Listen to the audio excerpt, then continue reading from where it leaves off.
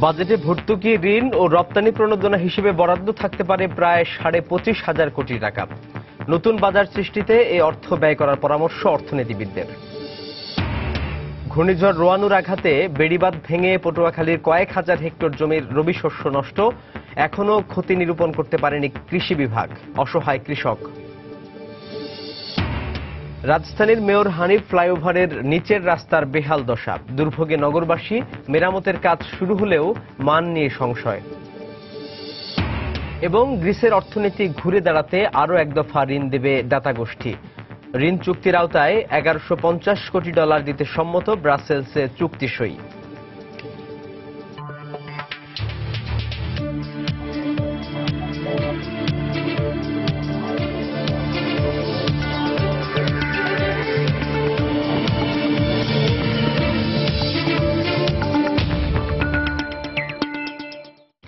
দেখছিলেন শিরোনাম। আমন্ত্রণ জানাচ্ছি দেশ ও দেশের বাইরের অর্থ বাণিজ্যের নানা খবর নিয়ে আমাদের নিয়মিত আয়োজনে সময়ের বাণিজ্যে। আপনাদের সঙ্গে আছি আমি সাজিদ রাজু। দর্শক, অর্থ বাণিজ্যের অন্যান্য খবরের পাশাপাশি আজ আমরা কথা বলবো আসছে বাজেটে ভর্তুকি, ঋণ এবং প্রণোদনা নিয়ে যে কথা হচ্ছে সেসব বিষয় নিয়ে। এই বিষয়ে কথা বলতে আজ আমাদের স্টুডিওতে উপস্থিত হয়েছেন অর্থনীতিবিদ ডক্টর জুলফিকার আলী। ডক্টর জুলফিকার আলী, আপনাকে আমাদের স্টুডিওতে স্বাগত জানাচ্ছি। আপনার সঙ্গে আমরা আলোচনায় ফিরবো, তার আগে আমাদের হাতে যে খবরগুলো আছে দর্শকদের সেই রিপোর্টটি, এই সংক্রান্ত রিপোর্টটি দেখিয়ে আপনার কাছে আমরা ফিরছি। দর্শক, শুরুতেই জাতীয় বাজেট প্রসঙ্গ।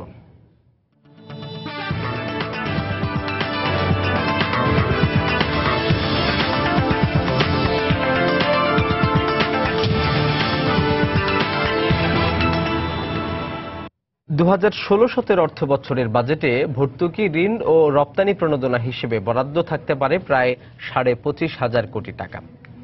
এর মধ্যে কৃষি খাতে 9,000 কোটি টাকা এবং রপ্তানি খাতে প্রণোদনা হিসেবে থাকতে পারে 3,000 কোটি টাকা। অর্থনীতিবিদরা বলছেন, আন্তর্জাতিক বাজারে তেলের দাম কম থাকায় সুযোগ এসেছে ভর্তুকি টাকার নিজস্ব কৃষি প্রযুক্তির উদ্ভাবন এবং নতুন রপ্তানি খাত সৃষ্টির।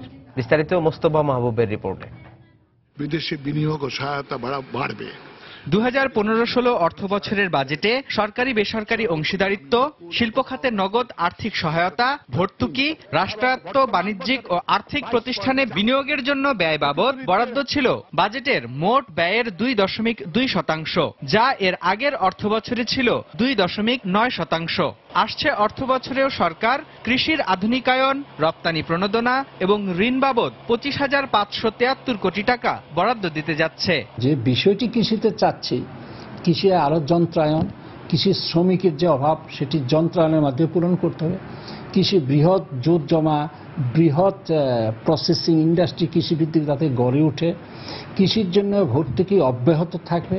তবে অর্থনীতিবিদরা বলছেন, কৃষককে সরাসরি প্রণোদনা না দিয়ে বরং কৃষি পণ্যের প্রকৃত দাম যেন কৃষকই পান তা নিশ্চিত করতে হবে। কৃষককে যদি আমি ঠিক দামটা দিতে পারি, মধ্যস্বত্বভোগীরা যদি মাঝখান থেকে দামের একটা বড় অংশ লুট করে নিতে না পারে, তাহলে সরকারের ভর্তুকি দেওয়ার বার্ডেনটাও কমবে বা ভর্তুকিটা তখন সরকার সঠিক জায়গায় দিতে পারবে।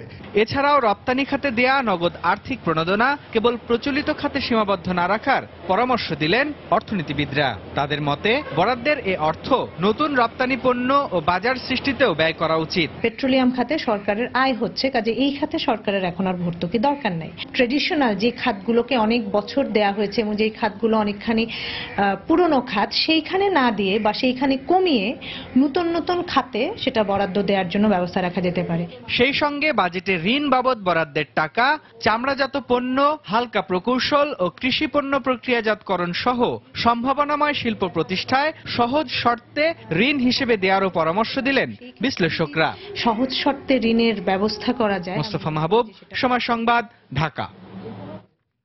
দর্শক, আপনাদের আগে জানিয়েছিলাম যে এই বাজেটে যে ভর্তুকি, ঋণ এবং রপ্তানি প্রণোদনা নিয়ে যে রিপোর্টটি আমরা দেখলাম, এই সংক্রান্ত আরো বিস্তারিত জানার জন্য আমাদের স্টুডিওতে আজকের অতিথি ডক্টর জুলফিকার আলী, তার সঙ্গে কথা বলব। ফিরছি তার সঙ্গে আলোচনায়।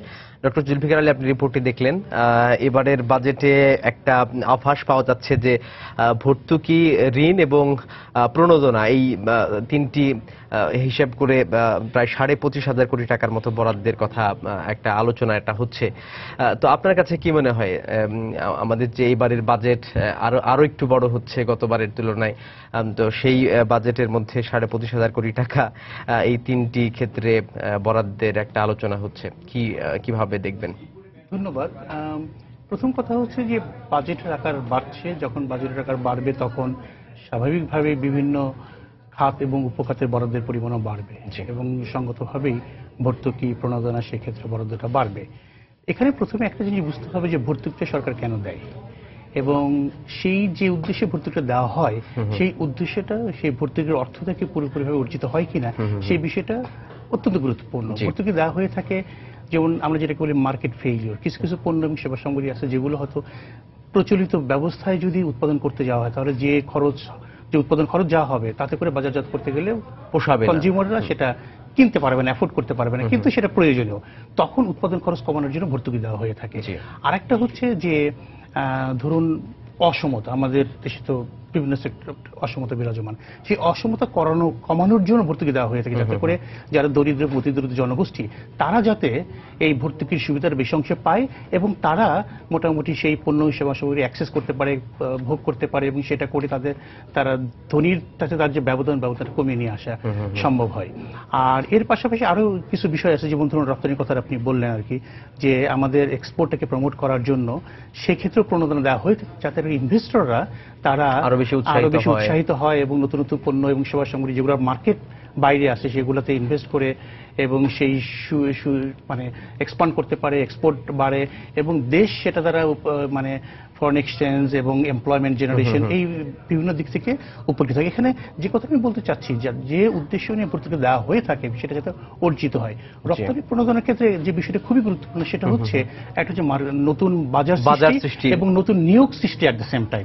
মানে আমাদের শিক্ষিত বেকারত্বের হার এবং বেকারত্বের হার অনেক বেশি, কাজে এদেরকে অ্যাবজর্ব করতে হবে। সেক্ষেত্রে এক্সপোর্ট যদি আমরা এক্সপান্ড করতে পারি, এক্সপোর্ট ইন্ডাস্ট্রি আমরা এক্সপান্ড করতে পারি, সেক্ষেত্রে জব ক্রিয়েশন, মার্কেট ক্রিয়েশন এবং সেটাতে লিঙ্কড আপ জব ক্রিয়েশন সেটাকে যদি আমরা করতে পারি এবং সেক্ষেত্রে মনে রাখতে হবে আমাদের ইয়ত এবং আমাদের দরিদ্র এবং অতিদরিদ্র জনগোষ্ঠী যাতে করে এমন ধরনের বাজার সৃষ্টি করতে পারি যেখানে এই দরিদ্র এবং অতিদরিদ্র জনগোষ্ঠীকে নিয়োজিত করা যায় এবং যার ফলে আমাদের গ্রোথে এটার পজিটিভ ইম্প্যাক্ট হবে, এক্সপোর্ট আর্নিং এ পজিটিভ ইম্প্যাক্ট হবে, এমপ্লয়মেন্ট ক্রিয়েটেড হবে, পভার্টি রিডিউসড হবে, ইনইকুয়ালিটি কমে আসবে।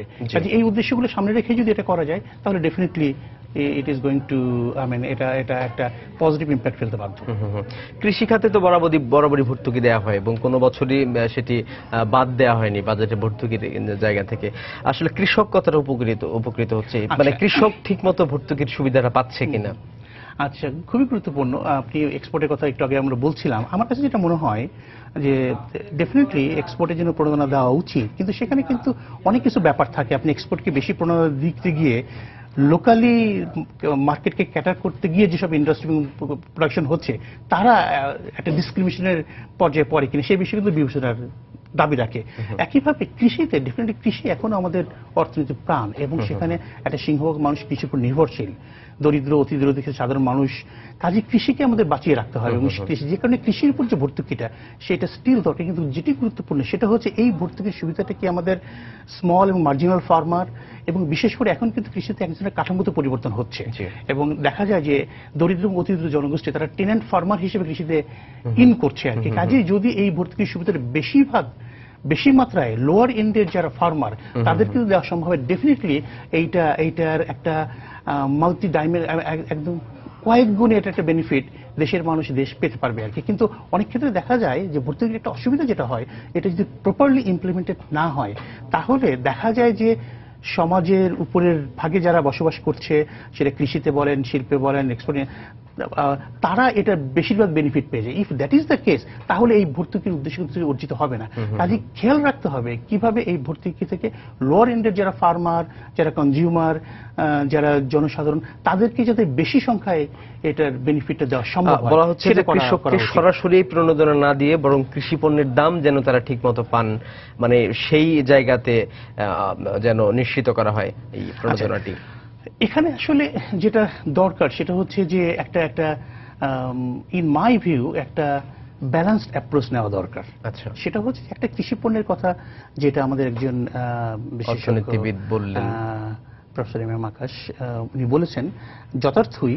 কারণটা হচ্ছে যে একটা হচ্ছে কৃষক যে পণ্যটা উৎপাদন করছে সেই যাতে সেটা ন্যায্য মূল্য পায়। আমরা অনেক ক্ষেত্রে আমরা দেখতে পাই যারা হচ্ছে প্রডিউস করছে তারা হারভেস্টিং পিরিয়ডে লোয়ার প্রাইসে তারা বিক্রি করছে, তারপরে দেখা যায় একটা মিডলম্যান তারা সেটা কিনে নিচ্ছে, উৎপাদনের খরচটি উঠছে না, উৎপাদনের খরচটি উঠছে না, তারপরে মিডলম্যান সেটা নিচ্ছে, তারা সংরক্ষণ করছে, তারপরে সুযোগ বুঝে তারা হায়ার প্রাইস দিচ্ছে। কাজেই কনজিউমার যারা আলটিমেটলি ফাইনাল কনজিউমার তারা কিন্তু উচ্চ মূল্য দিচ্ছে, ভোক্তারা বেশি মূল্যে জিনিসটা কিনছে, মূল প্রডিউসাররা কম মূল্যে জিনিসটা বিক্রি করছে, আর গ্যাপটা মধ্যস্বত্বভোগীরা সেই সুবিধাটা সেই দিক থেকে এই ইভেন এই সাবসিডির একটা যে লক্ষ্য হওয়া উচিত না, ঠিক আছে যারা ফার্মার তারা ফেয়ার প্রাইস পাবে, উপযুক্ত মূল্য পাবে, যেটা আমাদের পাবলিক প্রকিউরমেন্ট ফুডের ক্ষেত্রে বিশেষ করে আছে যে একটা কস্ট প্রাইসের সাথে হায়ার প্রাইসে গভর্নমেন্ট প্রকিউর করে, সেই জিনিসটা আছে। But at the same time বিশেষ করে আমি বলবো যে স্মল মার্জিনাল এবং দরিদ্র ফার্মার যারা টেন্যান্ট ফার্মার, নিজের জমি নাই, টেন্যান্সির মাধ্যমে যারা ঢুকছে আর কি, তাদেরকে একটু অ্যাডিশনাল একটা সাপোর্ট তাদেরকেও দেওয়া আর কি, ইনপুট সাপোর্ট হিসেবে হোক অন্য কোনোভাবে হোক, যাতে তারা উৎসাহিত হয় এবং তারা এখান থেকে একটা ডিসেন্ট একটা রিটার্ন বা ইনকাম আর্ন করতে পারে to maintain the living etcetera. আর রপ্তানির ক্ষেত্রে বলা হচ্ছে যে প্রণোদনা কেবল প্রচলিত যে খাত সেগুলোতে সীমাবদ্ধ না করে বরং বলা হচ্ছে যে নতুন রপ্তানি পণ্য এবং বাজার সৃষ্টি করার পেছনে যাতে ব্যয় করা হয়, মানে সেই বিষয়টি কিভাবে সরকারের করা উচিত?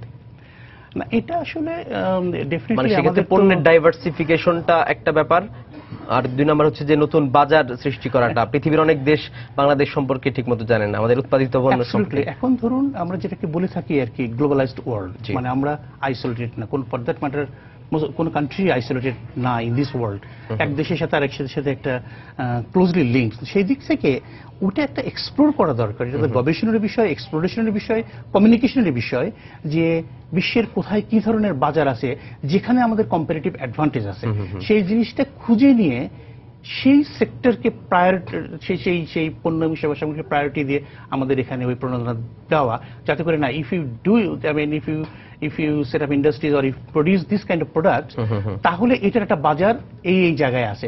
এটা কিন্তু একটা সমন্বিত উদ্যোগ হতে হবে, ministry of foreign affairs, then ministry of commerce and finance of course এবং প্রাইভেট সেক্টর, তারা সমন্বিতভাবে এই কাজটি করতে পারে। তো সেক্ষেত্রে এই প্রণোদনাটার একটা উদ্দেশ্য হতে পারে যে ঠিক আছে নতুন বাজার এক্সপ্লোর করে সেই বাজারকে ক্যাটার করার জন্য পণ্য এবং সেবাংশের উৎপাদন করা, but at the same time যেগুলো এক্সিস্টিং আছে, যেখানে পটেনশিয়াল স্টিল আছে, সেগুলো ইগনোর না করা। আমার এটা হবে যে সেগুলোকেও রাখতে হবে, টিকিয়ে রাখতে হবে, জিয়ে রাখতে হবে, বাট নতুন বাজার সৃষ্টি করা। এবং যেটাকে আমি বললাম যে এখানে কিন্তু একটা জিনিস খেয়াল করতে হবে যাতে এটার মধ্যে জব ক্রিয়েশন হয়, সেই বিষয়টাও একদম একইভাবে। আর সেই ক্ষেত্রে সরকার কি নিজেই পুরো টাকা খরচ করতে পারে নিজের তত্ত্বাবধানে, নাকি মানে যারা এই রপ্তানি করেন তাদেরকে ঋণ দেয়া থেকে শুরু করে অন্যান্য সুবিধা দেয়া? আসলে সরকারের কাজ নিজে করা না, হ্যাঁ, সরকার হচ্ছে যে যতটা মানে করিয়ে নিতে পারে, সরকারের কাজটা অনেকটা হচ্ছে রেগুলেটরি, তারা হচ্ছে পলিসি দেবে,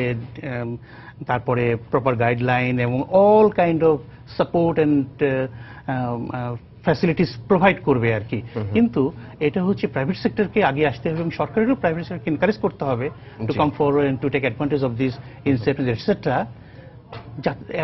but at the same time সরকারকে ক্লোজলি একটা মনিটরিং এর মধ্যে রাখতে হবে যে উদ্দেশ্যটা দেওয়া হচ্ছে এবং যে নির্দেশনার মধ্যে দেওয়া হচ্ছে প্রাইভেট সেক্টর সেটা মানছে এবং সেই ডিজায়ার অবজেক্টিভসটা হচ্ছে। ইটস নট দ্যাট যে কোনোভাবে মানার মতো করে মানা হলো কিন্তু দেখা গেল যে টাকাটা চলে গেল, কিন্তু আলটিমেটলি বাজার সৃষ্টি হলো না, জব ক্রিয়েশন হলো না, এক্সপোর্টও বাড়লো না, পার্টিকুলারলি ওই উদ্দেশ্যে, তাহলে হবে না। সরকারকে সাপোর্ট দিতে হবে, একদম ক্লোজলি সেই জিনিসটাকে পর্যবেক্ষণ করতে হবে আর কি। বাট সরকার নিজে না করে এটা প্রাইভেট সেক্টরকে করিয়ে নেওয়াটা দরকার।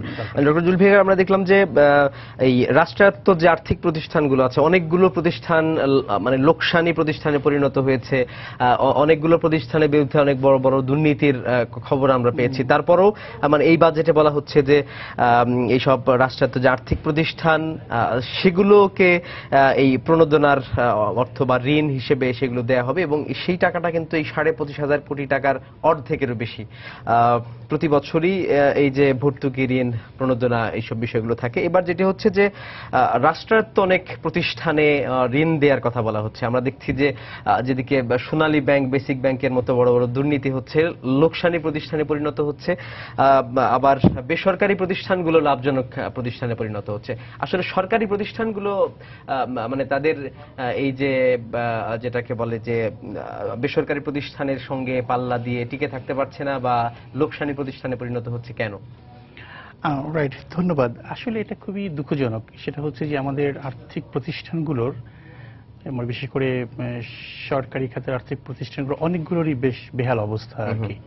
মানে অনেক ধরনের দুর্নীতি এবং যেভাবে চলার কথা সেভাবে চলছে না আর কি, এবং টাকাও পড়ে আছে আর কি। তবে এটা সেদিন সরকারি খাতের অবস্থা তাই না, বেসরকারি খাতের অবস্থা যে খুব ভালো সেটা কিন্তু বলা যাবে না আর কি। কিছু কিছু বেসরকারি খাতের আর্থিক প্রতিষ্ঠান ভালো করছে, but at the same time আরো আবার অন্য কিছু বেসরকারি খাতের আর্থিক প্রতিষ্ঠান আছে, এগুলো সম্পর্কেও কিন্তু নানান ধরনের রিপোর্ট, বিভিন্ন অব্যবস্থাপনার কথা শোনা যায়, এবং তারা অনেক ক্ষেত্রে হয়তো সেই আর্থিক প্রতিষ্ঠানকে ব্যবহার করছেই হচ্ছে যে হয়তো মানে just to make money. So okay, কিন্তু এখানে যে বিষয়টা দরকার সেটা হচ্ছে যে যে কোনো অর্থনীতির জন্য একটা শক্তিশালী এই আর্থিক খাত, আর্থিক প্রতিষ্ঠানগুলো তো দরকার। এগুলো ছাড়া তো আমরা চলতে পারবো না আর কি। ব্যবসা বাণিজ্য, শিল্প কারখানা চলবে না আর কি, এটা দরকার। তো যেটা হয় যে মাথা ব্যথা হলে তো মাথা কেটে ফেলা যাবে না, সেটা ট্রিটমেন্ট করতে হবে আর কি। তো সেই দিক থেকে আর্থিক প্রতিষ্ঠানের যে অবস্থা সেগুলোকে একদম একটা স্ট্রিমলাইন করতে হবে।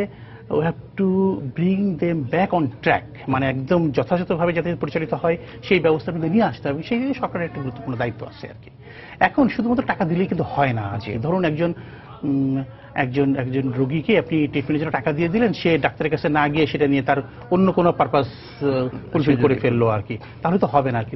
প্রপার ট্রিটমেন্ট দরকার সেই ক্ষেত্রে শুধুমাত্র, এবং সেই ট্রিটমেন্টের জন্য অবভিয়াসলি একটা ফাইন্যান্সিয়াল অ্যালোকেশন দরকার। কিন্তু যেটা সবচেয়ে বেশি দরকার সেটা হচ্ছে যে আসলে একটা থরো রিভিউ অফ, যে কথা আপনি আমাকে জিজ্ঞেস করছিলেন, একটা thorough review of what happened, what went wrong, মানে কেন এই প্রতিষ্ঠানগুলো এরকম ভাবে এই অবস্থার মধ্যে আসলো আর কি।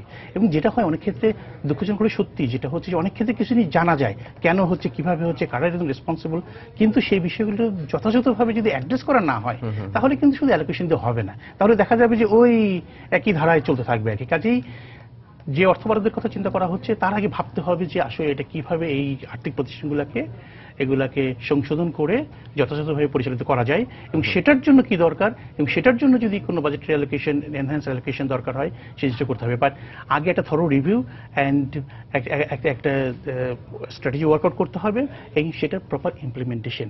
এই ইমপ্লিমেন্টেশন শব্দটার উপরে আমি জোর দিচ্ছি এই কারণে যে আমাদের অনেক ক্ষেত্রে অনেক ধরনের খুবই ভালো মানে পশ্চিমা বিশ্বের সাথে তুলনীয় নীতি স্ট্র্যাটেজি আছে, কিন্তু বাস্তবায়নের জায়গায় আমরা দেখি আমাদের নীতি প্রণয়ন সক্ষমতা ইজ ভেরি গুড, বাট বাস্তবায়ন সক্ষমতার ক্ষেত্রে অনেক দুর্বলতা আছে। সেই বিষয়টা মাথায় রাখতে হবে আর্থিক প্রতিষ্ঠান। এমন একটি অবস্থা যখন বাংলাদেশ ব্যাংক নিজেই তার রিজার্ভের অর্থ যেটাকে বলে যে সংরক্ষণ করতে পারছে না, আবার সরকারি রাষ্ট্রায়ত্ত যে আর্থিক প্রতিষ্ঠানগুলো বিভিন্ন কেলেঙ্কারির কথা আমরা জানছি, সেই প্রেক্ষাপটে যদি আবার সরকারের তহবিল থেকে এই ঋণ দেওয়ার মতো কর্মসূচি হাতে নেওয়া হয় বা বরাদ্দ দেওয়ার মতো, মানে সেটা কি সাধারণ মানুষের কাছে নেতিবাচক মানে একটা ব্যাপার হয়ে দাঁড়াবে কিনা?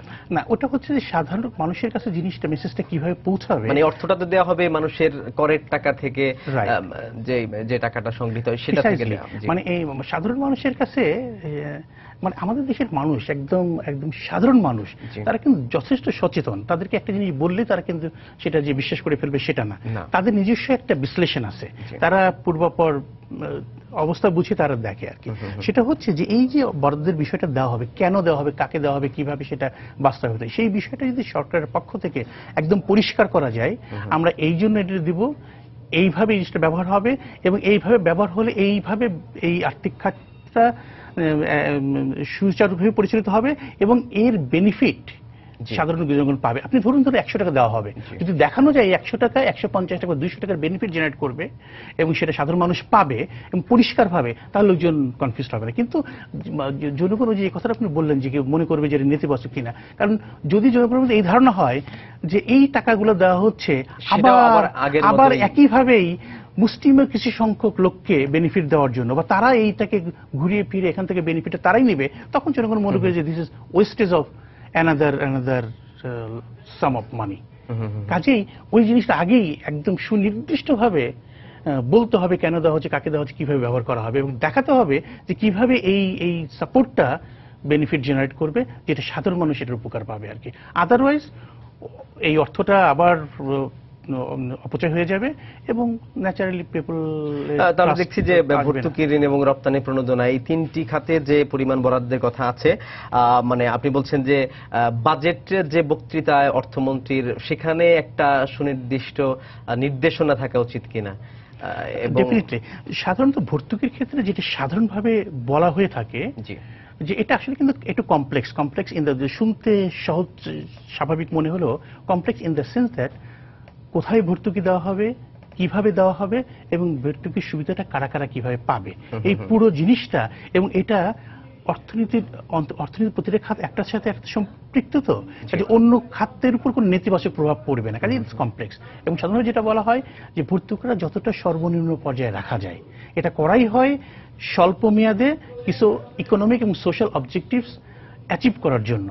কাজে এটা কমের মধ্যে যতটা রাখা যায়, কাজে এটা যদি আপনি আকার বাড়ান তাহলে তো আপনার হোমওয়ার্কটা অনেক সলিড হইতে হবে যে না ঠিক আছে আমি আকার বাড়াচ্ছি, এটা economic benefit, social benefit, general মাসকে এটার বেনিফিট দেবে। এটা যদি আপনি কনভিন্স না করতে পারেন বাজেট স্পিচে বলেন, স্ট্র্যাটেজিতে বলেন, তাহলে তো মানুষ কনফিউজ থাকবেই। ডক্টর জুলফিকার, আপনাকে অনেক ধন্যবাদ আমাদের সঙ্গে আজকে আলোচনায় যোগ দেওয়ার জন্য। দর্শক, কথা বলছিলাম ডক্টর জুলফিকার আলীর সঙ্গে। কথা বলছিলাম আসছে বাজেটে ভর্তুকি, ঋণ এবং অন্যান্য প্রণোদনা বিষয়ক যে বরাদ্দ রাখার সম্ভাবনা যেগুলো আমরা দেখছি সেসব বিষয়ের ব্যবহার এবং অন্যান্য বিষয় নিয়ে। চলে যাচ্ছি পরের খবরে। ঘূর্ণিঝড় রোয়ানুর আঘাতে বেড়িবাঁধ ভেঙে পটুয়াখালীর কয়েক হাজার হেক্টর জমির রবি শস্য নষ্ট হয়ে গেছে। এতে বড় ধরনের ক্ষতির মুখে পড়েছেন কৃষক।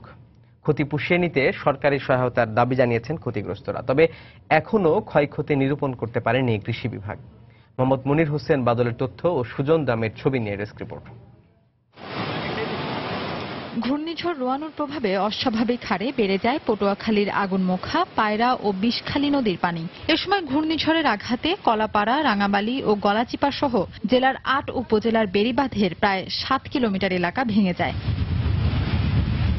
জোয়ারের পানির পাশাপাশি দুদিনের বৃষ্টিতে তলিয়ে যায় এলাকার ফসলি জমি। এতে মরিচ, বাদাম, মিষ্টি আলু ও মুগ ডাল সহ কয়েক হাজার হেক্টর জমির রবি শস্যের ব্যাপক ক্ষয়ক্ষতি হয়েছে। কৃষকদের দাবি, মৌসুমের শুরুতে প্রচন্ড খরা ও অনাবৃষ্টির পর রোয়ানুর প্রভাবে বড় ধরনের আর্থিক ক্ষতির মুখে পড়েছেন তারা। ঘূর্ণিঝড়ের রোয়ানের কারণে আমার বৃষ্টিতে মরিচ, বাদাম এবং মুগ ডাল যা কিছু দিচ্ছি সবকিছু তলাই গেছে। প্রত্যেক বছর আমি বছর খাইয়াও কিছু বেশি কিনি, এবছরে বেচা কিনে তো দূরের কথা, খাওয়ানটাই আমার ওইখানে খাইতে হবে। ৬৩% জমিতে ছিল তিল, তা তুলতে পারিনি। তা তিল তোলার মতো সময় হয় না, মানে পুষ্টি হয় না, অপুষ্টি, এখন সে তিলও নষ্ট হয়ে গেছে। এদিকে কৃষি বিভাগ এখনো ক্ষয়ক্ষতির তালিকা তৈরি না করলেও ক্ষতিগ্রস্তদের ত্রাণ সহায়তা অব্যাহত রাখার কথা জানালেন জেলা প্রশাসক। আমরা এই ক্ষতিগ্রস্ত মানুষের সাহায্যার্থে ১৮০ মেট্রিক টন চাউল এবং ২ লক্ষ টাকা বরাদ্দ প্রদান করেছি এবং এই সমস্ত ত্রাণ বিতরণ কার্যক্রম চলছে। ক্ষয়ক্ষতির পরিমাণ নিরূপণ করতেছি এবং নিরূপণ করে মানে সঠিক রিপোর্ট দেওয়া সম্ভব হবে। কৃষি বিভাগের তথ্য মতে চলতি মৌসুমে জেলায় ২৫,০০০ হেক্টর জমিতে রবি শস্য আবাদ করা হয়। সময় সংবাদ, পটুয়াখালী। জাতীয় কৃষি প্রযুক্তি প্রকল্প ২ বাস্তবায়নে বিশ্বব্যাংক ও বাংলাদেশ সরকারের মধ্যে একটি চুক্তি স্বাক্ষরিত হয়েছে। মঙ্গলবার রাজধানীর আগারগাঁওয়ে এনইসি সম্মেলন কক্ষে সরকারের অর্থনৈতিক সম্পর্ক বিভাগ ও বিশ্বব্যাংকের ঢাকা অফিসের মধ্যে চুক্তি স্বাক্ষরিত হয়। চুক্তির আওতায় ৮ বছর গ্রেস পিরিয়ড সহ ৩৮ বছর মেয়াদে বিশ্বব্যাংক বাংলাদেশের কৃষিতে নতুন প্রযুক্তি সংযোজনের মাধ্যমে প্রান্তিক কৃষকের জীবনমান উন্নয়নে ১৭,৬০,০০,০০০ মার্কিন ডলার ঋণ সহায়তা দেবে। এই অর্থ কৃষি প্রযুক্তি উদ্ভাবন, সম্প্রসারণ, পণ্য সরবরাহ ব্যবস্থার উন্নয়ন ছাড়াও ক্ষুদ্র, প্রান্তিক ও মহিলা কৃষকের আয় বৃদ্ধিতে ব্যবহার করা হবে। চুক্তি স্বাক্ষর অনুষ্ঠানে অর্থনৈতিক সম্পর্ক বিভাগের সচিব মেজবাউদ্দিন, বিশ্বব্যাংকের কান্ট্রি ডিরেক্টর কিমিয়া ওফান ছাড়াও সরকারের ঊর্ধ্বতন কর্মকর্তারা উপস্থিত ছিলেন।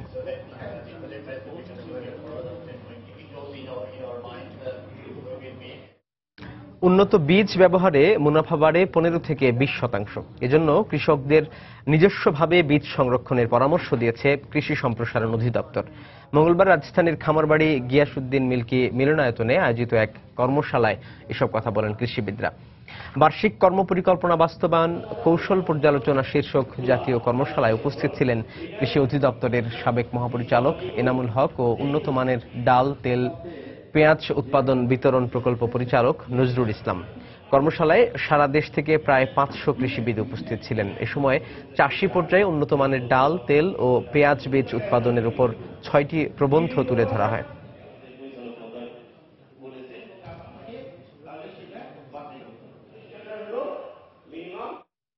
বাংলাদেশের নদীতে দিন দিন ইলিশ সহ পরিযায়ী মাছের পরিমাণ কমে যাওয়ার কারণ হিসেবে ফারাক্কা সহ বিভিন্ন বাঁধকে দায়ী করেছেন মৎস্য বিশেষজ্ঞরা।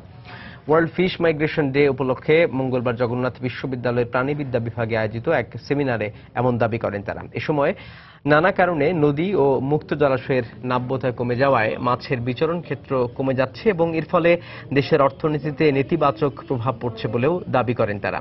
দিনব্যাপী আয়োজিত এই অনুষ্ঠানে মাছের প্রজাতি সংরক্ষণ ও বংশ বিস্তারের ক্ষেত্রে বিভিন্ন বাধা দূর করতে সচেতনতা বাড়ানোর উপর গুরুত্ব দেওয়া হয়।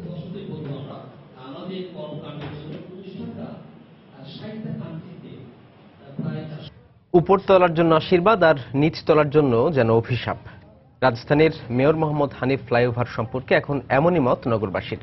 কারণ 2013 সালে উদ্বোধনের পর এখন এই ফ্লাইওভারের ওপর দিয়ে সাঁই সাঁই করে গাড়ি ছুটলেও এর নিচের রাস্তা রয়েছে আগের মতোই বেহাল দশায়, যা নিয়ে ক্ষোভের অন্ত নেই নগরবাসীর। এমনকি সিটি কর্পোরেশন এখন রাস্তা মেরামতের কাজ শুরু করলেও সেই কাজ কতটা টেকসই হবে তা নিয়েও সন্দেহ তাদের। তবে সিটি কর্পোরেশন বলছে সংস্কার কাজের মান ঠিক রাখতে নিয়মিত তদারকি করছেন তারা। তাফসির বাবুর রিপোর্ট। রাস্তার কার্পেটিং উঠে গেছে অনেক আগেই, এখন সেখানে ছোট বড় নানান আকারের গর্ত। বৃষ্টি হলে তো কথাই নেই, মাঝে মাঝে ড্রেনের পানিও উঠে আসে সড়কে। এমন অবস্থায় পথ চলাই যখন দায়, তখন এই সড়কটিকেই মেটাতে হচ্ছে রাজধানীর একটি প্রবেশ পথ হিসেবে শত শত যানবাহনের চাহিদা। মেয়র হানিফ ফ্লাইওভারের নিচে শুধু এই যাত্রাবাড়ি অংশটিই নয়, সায়েদাবাদ থেকে গুলিস্তান পুরো এলাকা জুড়েই রাস্তার এমন বেহাল দশায় বিড়ম্বনা যেন আকাশ ছুঁয়েছে নগরবাসীর। এই রাস্তার মধ্যে আমরা গাড়ি চালাতে পারি না, গাড়ি পাত্তি পড়তে ভেঙে যায়, গাড়ি রাস্তার উপরে থাকতে হয়। এই জমা পায় সিএনজির, এই জমা এই গাড়ির মেরামতের কাজে এই জায়গায় এই রাস্তার কারণে। ফ্লাইওভারের রাস্তাটার মধ্যে আপনি শুয়ে ভাত খাইতে পারবেন, আর এই রাস্তাটা এমন কেন? তাদের অভিযোগ, নাগরিকদের এই দুর্ভোগ সংশ্লিষ্ট সব প্রতিষ্ঠান জানলেও সমাধানে নেওয়া হয়নি কার্যকর কোনো পদক্ষেপ। এমপি মন্ত্রী চেয়ারম্যান এর কোনো গুরুত্ব দেয় না। ওইদিকে রোডে চলে তো না, তারা চলে ব্রিজের উপরে, তারপর লাগে ব্রিজ হয়েছে না। তবে দীর্ঘদিন পর এই রাস্তাগুলোতে এখন নজর পড়েছে সিটি কর্পোরেশনের। মেয়র হানিফ ফ্লাইওভারের নির্মাণ কাজ শুরু হয় 2010 সালে, আর এখন চলছে 2016 সাল। এই সময়ের মধ্যে মেয়র হানিফ ফ্লাইওভারের নির্মাণ কাজ শেষ হলেও ফ্লাইওভারের নিচের রাস্তা আর এসব সংযোগ সড়ক রয়ে গেছে আগের অবস্থাতেই, যার ফলে দীর্ঘ 6 বছর ধরে এসব রাস্তা রয়ে আছে এলাকাবাসীর দুঃখ। তবে সিটি কর্পোরেশন এখন এসব রাস্তা ব্যাপক ভিত্তিতে মেরামতের উদ্যোগ নিলেও সেটা আসলে কতটা টেকসই হবে তা নিয়ে প্রশ্ন থেকেই যাচ্ছে এলাকাবাসী। আপাতত যে সলিং করতেছে এটা যদি ঠিক মতো করে তাহলে হয়তো অনেকদিন চলবে, কিন্তু ঠিক মতো না করলে আগের পর্যায়ে চলে যাবে। তবে ঢাকা দক্ষিণের মেয়র বলছেন টেকসই সংস্কার নিশ্চিত করতে কাজের মানের প্রতি তীক্ষ্ণ দৃষ্টি রাখছেন তারা। রাস্তা যখন নির্মাণ করা হয় তখন গুণগত মানটা সেভাবে করছে কিনা সেদিকে আমাদের তীক্ষ্ণ নজর রয়েছে। 25% to 30% কাজ আমরা করতে পেরেছি, রাস্তাটুকু আপনার সংস্কার করে দেওয়া। বাকি কাজগুলো শেষ করতে আমাদের আরো 2-4 মাস সময় লাগবে। It is ongoing process. তিনি জানান, রাস্তার পাশাপাশি ফ্লাইওভারের নিচের জায়গাগুলোর পরিকল্পিত ব্যবহার নিয়েও কাজ করছেন তারা। তাফসির বাবু, সময় সংবাদ, ঢাকা। যেসব ভোজ্য তেল উৎপাদনকারী প্রতিষ্ঠান এখনো ভোজ্য তেলে ভিটামিন এ সমৃদ্ধকরণ করেনি, তাদের পণ্য বাজারে বিক্রি বন্ধ করে দেওয়ার আলটিমেটাম দিয়েছেন শিল্পমন্ত্রী আমির হোসেন আমু। মঙ্গলবার রাজধানীর একটি হোটেলে ভোজ্য তেলে ভিটামিন এ সমৃদ্ধকরণ আইন বাস্তবায়ন নিয়ে আয়োজিত কর্মশালায় শিল্পমন্ত্রী এই আলটিমেটাম দেন। এ সময় তিনি আরো বলেন, এই আইন বাস্তবায়নের সাথে ভবিষ্যৎ প্রজন্মের স্বাস্থ্য সুরক্ষার বিষয় জড়িত। তাই যেসব কোম্পানি এখনো ভোজ্য তেলে ভিটামিন এ সমৃদ্ধকরণ করেনি তাদের ব্যবসা বন্ধে শিল্প মন্ত্রণালয় পত্রিকা ও টেলিভিশনে বিজ্ঞপ্তি দেবে। এছাড়া রোজার মাসে ভোজ্য তেল সহ খাদ্য ভেজালের বিরুদ্ধে বিএসটিআইকে অভিযান পরিচালনারও নির্দেশ দেন মন্ত্রী। কর্মশালায় বিএসটিআই এর মহাপরিচালক জানান, এ পর্যন্ত ভোজ্য তেলের 334টি নমুনা পরীক্ষায় 129টি নমুনা ভিটামিন এ পাওয়া যায়নি। এ কারণে 4টি রিফাইনারি ও 35টি প্যাকার্সের লাইসেন্স বাতিল করা হয়েছে।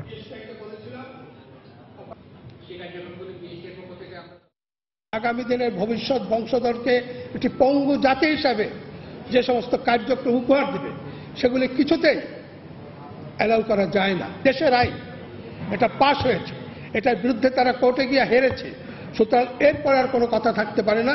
মাল বাজারে যাবে না, এই বিজ্ঞপ্তি শিল্প মন্ত্রণালয় থেকে পত্র পত্রিকায় দেওয়া হবে এবং দরকার হলে টেলিভিশনে সাইট দেওয়া হবে যে এই সব কোম্পানির মাল বাজারে যাওয়া যাবে না, এগুলি বিষাক্ত।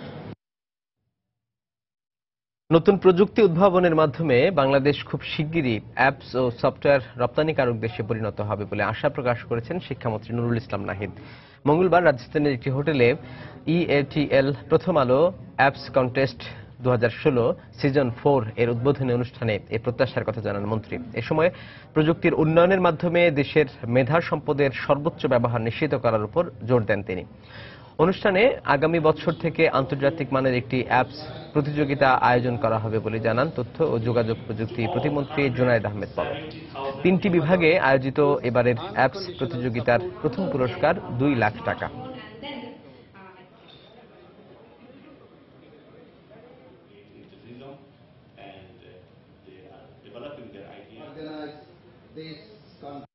আধুনিক যুগের যে সুযোগগুলো, যে জ্ঞান আছে সেটা আমরা আয়ত্ত করবো। যেখানে আমরা সীমাবদ্ধ থাকবো না যে খালি আমরা বিদেশ থেকে আমদানি করে সেগুলো ব্যবহার করবো। আমরা রপ্তানিকারক হব, জ্ঞানের রপ্তানিকারক, আমরা প্রযুক্তির রপ্তানিকারক এবং আমাদের শিক্ষায় শুধু চাকরি পাবো এই আশায় সীমাবদ্ধ থাকতে হবে না। আমাদের টেকনিক্যাল এডুকেশনে আমরা তাদেরকে এন্টারপ্রেনিউর হওয়ার জন্য চেষ্টা করি, তারা যেন একটা বিনিয়োগকারী হতে পারে, তারা যেন আরো 5 জনকে মিলিয়ে নিয়ে কাজ করতে পারে, তবেই একটা দেশ নিজে দাঁড়াতে পারে। তার নিজস্ব পরিচয় আইডেন্টিটিতে অন্যভাবে সম্ভব না। রাজধানীতে প্রতিবন্ধীদের জন্য আয়োজন করা 2 দিনের কর্মসংস্থান মেলা শেষ হয়েছে। মেলায় প্রতিবন্ধীদের জীবন বৃত্তান্ত ও শিক্ষা সনদ জমা নেওয়া হয়। চাকরিদাতা প্রতিষ্ঠানগুলো তাদের প্রতিশ্রুতি দেয়। আগামী মেলা থেকে আরও কিছু পরিকল্পনা হাতে নেওয়া হবে বলে জানিয়েছে আয়োজকরা। বিস্তারিত কাজল আব্দুল্লাহ রিপোর্টে। নানা প্রত্যাশায় এই প্রথমবারের মতো কর্মক্ষম প্রতিবন্ধীদের জন্য কর্মসংস্থান মেলার আয়োজন করে জাতীয় প্রতিবন্ধী উন্নয়ন ফাউন্ডেশন। রাজধানীর খামারবাড়িতে আয়োজিত এ মেলায় চাকরি প্রত্যাশীদের কাছ থেকে জীবন বৃত্তান্ত সহ শিক্ষাগত যোগ্যতার সনদ জমা নেয় বিভিন্ন কোম্পানির প্রতিনিধিরা। মেলায় চাকরিদাতা কোম্পানিগুলোর পাশাপাশি অংশ নেয় প্রতিবন্ধীদের বিভিন্ন দাবি লেখনির মাধ্যমে তুলে ধরা এবং স্বাস্থ্যগত বিভিন্ন সমস্যা সমাধানে কাজ করা প্রতিবন্ধী ভিত্তিক মিডিয়া। এইসিবি থেকে আবার ওদেরকে ইন্টারভিউর জন্য ডাকবো, শর্ট সিলেক্ট করব, ওনারা আসবেন, ইন্টারভিউ দিবে, তারপর নর্মাল প্রসেসটা ফলো আপ করা হবে। সে যদি বাসায় বসে কম্পিউটারে বসেও যদি আমাদের একটা আর্টিকেল লেখে বা তার স্বাস্থ্য বিষয়ে কোনো সমস্যা থাকে সেটা আমাদের কাছে প্রশ্ন করতে পারেন। প্রতিবন্ধীদের স্বাবলম্বী করার লক্ষ্যে এমন আয়োজনে আগতরা যেমন আনন্দিত তেমনি হতাশাও তুলে ধরেন অনেকেই। এখানে আমি অংশগ্রহণ করেছি, আমার চাকরিটা না হোক, এই আয়োজনের মাধ্যম দিয়ে যদি আরো 2-4 জন প্রতিবন্ধীর এখানে কর্মসংস্থানের একটা ব্যবস্থা হয়ে যায় তাহলে সে উপকৃত হবে। ভাবছিলাম যে সরকারি চাকরি, কিন্তু এখানে এসে দেখি তো সেটা না। আগামীতে মেলা ফলপ্রসূ করতে বিভিন্ন উদ্যোগের কথা জানায় ফাউন্ডেশন কর্তৃপক্ষ। একটা ওয়েবসাইট করব, এই বায়োডাটাগুলো থাকবে এবং আমরা বিভিন্ন প্রতিষ্ঠানে এই বায়োডাটাগুলো পাঠাবো, সিভি সহ ঠিকানা থাকবে, তাদেরকে ইন্টারভিউ নেবে, অ্যাপয়েন্টমেন্ট লেটারটা দেওয়ার সময় আগে বলবে, আমরা সেই অনুযায়ী একটা জব ফেয়ার নির্ধারিত করে সেই প্রতিষ্ঠানগুলোকে ডেকে আমরা অ্যাপয়েন্টমেন্ট লেটার দেওয়ার ব্যবস্থা করব।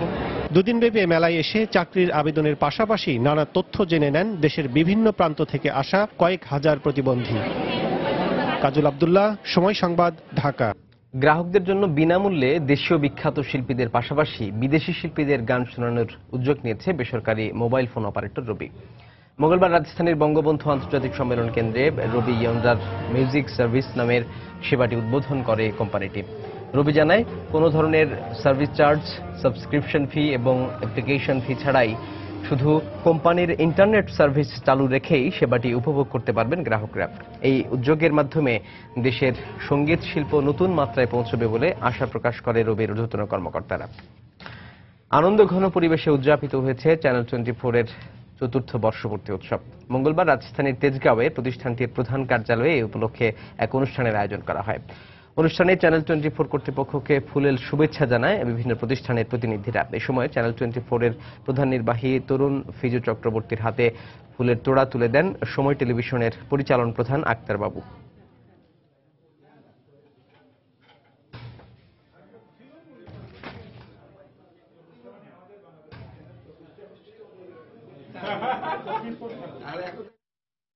এবার দেশের বাইরের অর্থ বাণিজ্যের খবর। ঋণ চুক্তির আওতায় গ্রিসকে আরও $1150 কোটি অর্থ সহায়তা দিতে সম্মত হয়েছে দাতা গোষ্ঠী। মঙ্গলবার ব্রাসেলসে 11 ঘণ্টার বৈঠকের পর ঋণ সহায়তা দেওয়ার সিদ্ধান্তে আসে ইউরোজোনের 19টি দেশের অর্থমন্ত্রী এবং আন্তর্জাতিক মুদ্রা তহবিল। দাতা গোষ্ঠীর শর্ত অনুযায়ী গ্রিক পার্লামেন্টে বিভিন্ন খাতে ব্যয় কমানো এবং কর বাড়ানোর বিল পাস হওয়ার দুদিন পরই ঋণ সহায়তা দিতে সম্মত হয় দাতা গোষ্ঠী। সেই সাথে গ্রিসকে ঋণ মৌকুবের অফার দেয়া হবে বলেও জানায় দাতা গোষ্ঠী। বর্তমানে গ্রিসের মোট ঋণের পরিমাণ দেশটির জিডিপি প্রবৃদ্ধির 180%। ঋণ চুক্তি হওয়ায় এই বিষয়ে সন্তোষ প্রকাশ করে ইউরো গ্রুপের প্রেসিডেন্ট ইয়োরান ডাইসেবলুম বলেন, এই অর্থ সহায়তা গ্রিসকে ঘুরে দাঁড়াতে সহায়তা করবে। সিপ্রাস সরকার ক্ষমতায় আসার পর গেল বছর ব্যয় সংকোচন শর্ত সাপেক্ষে গ্রিসকে $9,600 কোটি দিতে সম্মত হয় দাতা গোষ্ঠী। মে মাসে ইউরোজোনের ব্যবসায়িক কার্যক্রম গেল 16 মাসের মধ্যে সর্বনিম্ন, তবে শক্তিশালী অবস্থানে রয়েছে ফ্রান্স এবং জার্মানি। গবেষণা সংস্থা মার্কিট বলছে এই সময়টায় ইউরোজোনের ক্রয় ব্যবস্থাপনা সূচক নেমেছে 52%। 2015 সালের শুরুর দিকে পিএমআই হারের পর এটাই সর্বনিম্ন। সূচক প্রকাশের পর এই হারকে দুর্বল অর্থনীতির দেশগুলোর জন্য নেতিবাচক হিসেবে দেখছেন ব্যবসায়ীরা। প্রথম প্রান্তিকে ইউরোজোনের জিডিপি প্রবৃদ্ধি হয়েছে 0.3%, যা বিশ্লেষকদের পূর্বাভাসের চেয়ে কম। ইউরোজোনের অর্থনৈতিক সংকট কাটতে আরও সময় লাগবে বলে মনে করছেন অর্থনীতিবিদরা। ইয়েমেনের শক্তিশালী মানের কারণে এপ্রিলে সপ্তম সপ্তাহের মতো কমেছে জাপানের রপ্তানি বাণিজ্য। দেশটির অর্থ মন্ত্রণালয়ের তথ্য অনুযায়ী ডলারের বিপরীতে ইয়েনের মান 9% বাড়ায় এবং বিভিন্ন দেশে জাপানি পণ্যের চাহিদা কমায়। এই সময়টাই সমুদ্রপথে কমেছে রপ্তানি। ভূমিকম্পও কিছুটা নেতিবাচক প্রভাব ফেলেছে দেশটির অর্থনীতিতে। এপ্রিলে সমুদ্রপথে রপ্তানি কমেছে 10%, আমদানি কমেছে 23%। বাণিজ্য উদ্বৃত্ত দাঁড়িয়েছে $7,500 কোটি, যা 2010 সালের পর সর্বোচ্চ। তবে এপ্রিলে চীন যুক্তরাষ্ট্রে পণ্য রপ্তানি কমলেও তুলনামূলক রপ্তানি বেড়েছে ইউরোপীয় ইউনিয়নে। যুক্তরাষ্ট্রের বিমান নির্মাতা প্রতিষ্ঠান বোয়িংকে 100টি বিমানের অর্ডার দিয়েছে ভিয়েতনামের এভিয়েশন জায়ান্ট ভিয়েটজেট। বিমানগুলোর মূল্য $1,100 কোটি। বারাক ওবামার ভিয়েতনাম সফরের সময় হ্যানোইতে এই চুক্তি স্বাক্ষরিত হয়। বিমানগুলো 2019 সালের মধ্যে ভিয়েটজেটকে হস্তান্তর করবে বোয়িং। এক বিবৃতিতে ভিয়েটজেট কর্তৃপক্ষ জানায় 2023 সাল নাগাদ বোয়িংয়ের 200টি বিমান নিয়ে কার্যক্রম পরিচালনার পরিকল্পনা রয়েছে তাদের। এছাড়া বোয়িংয়ের কাছ থেকে 737 ম্যাক্স মডেলের 200টি বিমান কেনার পরিকল্পনা রয়েছে ভিয়েটজেটের। 2011 সালের সেপ্টেম্বরে যাত্রা শুরু করে ভিয়েটজেট। The aircraft producer has put back with Airbus over subsidies to one side and urged governments to use the UN Aviation Agency row over aircraft emissions. আবারও জানিয়ে দিচ্ছি সময় বাণিজ্যের শিরোনামগুলো।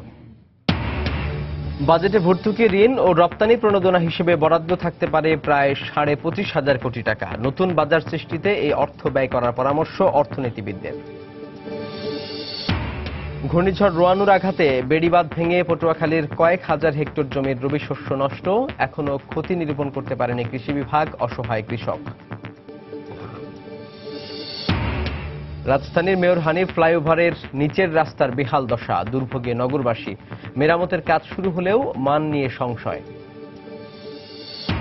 এবং গ্রিসের অর্থনীতি ঘুরে দাঁড়াতে আরও এক দফা ঋণ দেবে দাতা গোষ্ঠী। ঋণ চুক্তির আওতায় $1150 কোটি দিতে সম্মত, ব্রাসেলসে চুক্তি সই।